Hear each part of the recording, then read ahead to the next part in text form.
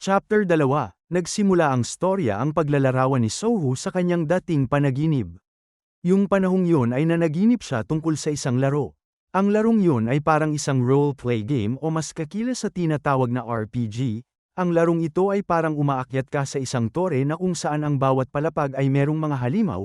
Ang manlalaro ay kailangan lumakas dahil palakas ng palakas ang mga nakakalaban niya kada palapag. Doon ay nagle-level up siya, at kada level up ay lumalakas din siya. Walang siyang kailangan gawin kung hindi magpalakas, kasi katulad ng mga halimaw doon na lumalakas ay dapat mas matumbasan niya pa ang lakas ng mga ito upang hindi siya matalo.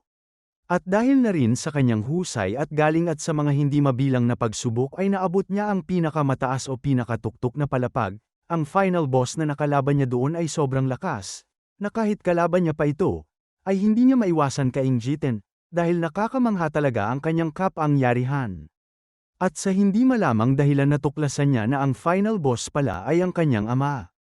Sa pagpapatuloy sa kasalukuyan, hinampas ni Sohu ang halimaw gamit ang fire extinguisher. Alam ni Sohu na ang atake ng Unawakened ay baliwala sa mga halimaw, kung kaya't ang pagsugod doon ng Padalos Dalos ay isang kahangalan, ngunit kahit ganun pa man ay napa-atres niya ang halimaw. Nagtaka si Sohu dahil pagkatapos ng kanyang atikeng yun ay bigla na lamang tumigil ang oras. Paunawa, natugunan mo ang mga kinakailangan upang makumpleto ang sekretong pagsubok at ito ang tapang ng mahihina. Paunawa, ikaw ay kwalipikado upang maging isang manlalaro o player. Gusto mo ba na ito ay tanggapin? Sa isip-sip niya, ang sabi niya sa sarili ay, sa ganitong sitwasyon, ito ay katulad sa aking panaginip. Meron isang parang system na naggagabay sa akin sa mga quest o pagsubok na kapag natapos ko ay merong mga pabuya. Kung makakalaban lang akong katulad sa aking ama, ano ang mga dahilan at tatanggihan ko ang ganitong alok? Siyempre tatangapin ko ang maging isang manlalaro. Paunawa, maligayang pagbati ngayon ay isa ka ng ganap na player.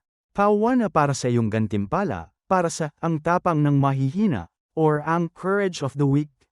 Makakatangap ka ng isang biyaya ang Great Spellcaster Candiro's Blessing. Ang Great Spellcaster Candiro's Blessing ay isang mahika kung saan sinisigurado na palagi kang malakas at malusog sa buong buhay mo.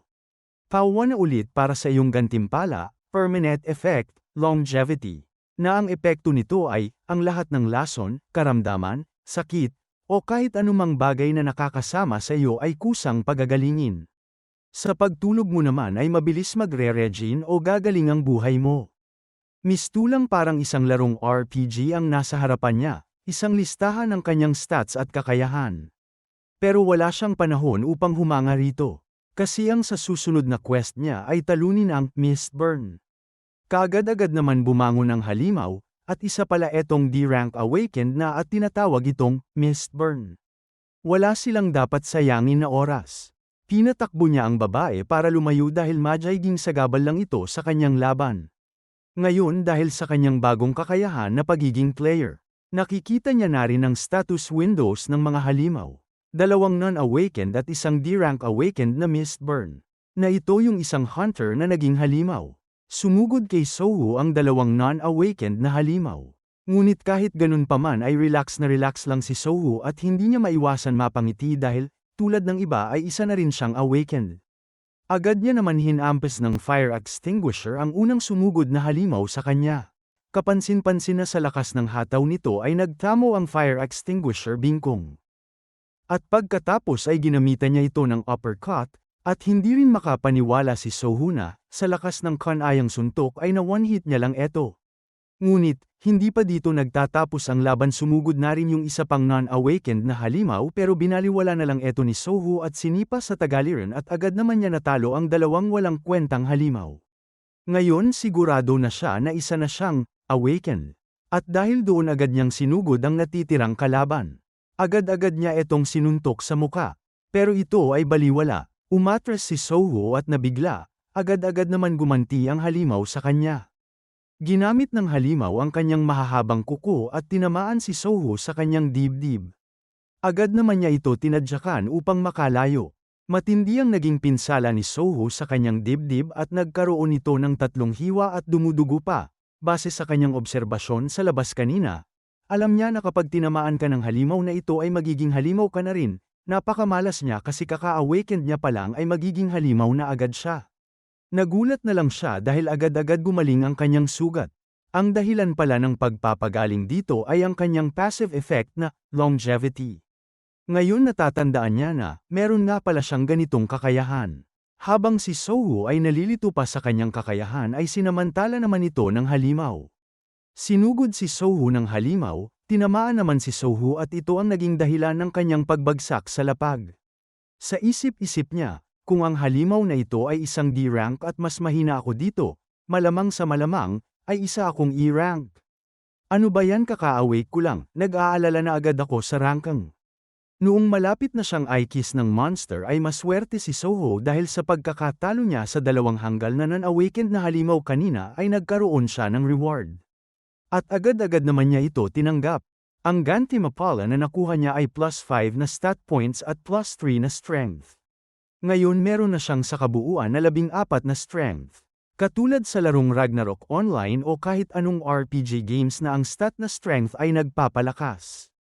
Kaya yung tumaas ang strength ni Sohu ay agad niya etong sinipa at naging dahilan ito ng pagkahagis ng halimaw. Dahil isa pa rin itong D-rank at kahit na ihagis na ay hindi pera nito natamba. Pero meron palang follow-up combo ang ating bida, sumugod si Sohu, at akmang niyang susuntukin ang halimaw sa muka, pero nakahanda rin pala ang halimaw upang gumanti. Kahit tumaas na ang strength ni Sohu ay mas malakas pa rin sa kanya ang halimaw at naging dahilan nito ng pag-counter-attack sa kanya. Hindi pa rin kayang talunin ni Sohu ang halimaw kaya ang ginawa niya ay ginamit niya ang natitirang +5 na stat points at nilagay niya lahat ito sa strength, at nagkaroon siya ng total of 19 strength.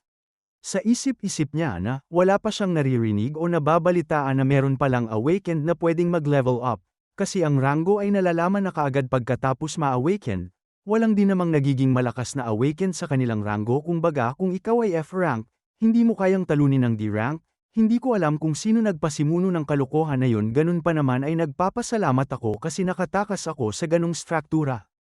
Pagkatapos niyang dagdagan pa ang kanyang strength, inipon ni Sohu ang kanyang lakas sa kanyang kamao, at ito ay isinuntok sa halimaw, ngayon ito ay tinamaan sa muka.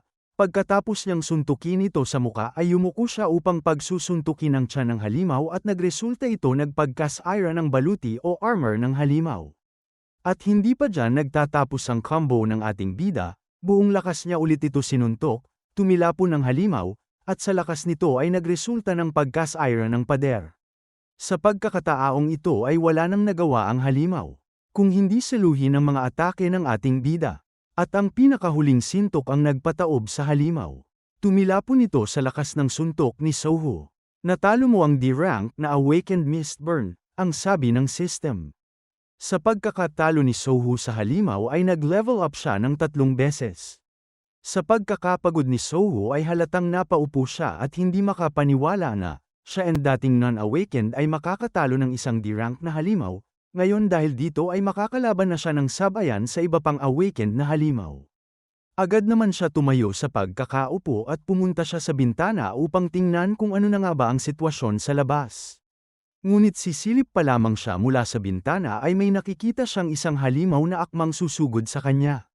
Tumalon ito upang atakihin ang ating bida, at kahit nasa mataas na building ang silid-aralan ni Sohu, ay ganun pa man ay ito ay naabot sa pagkakatalo ng halimaw.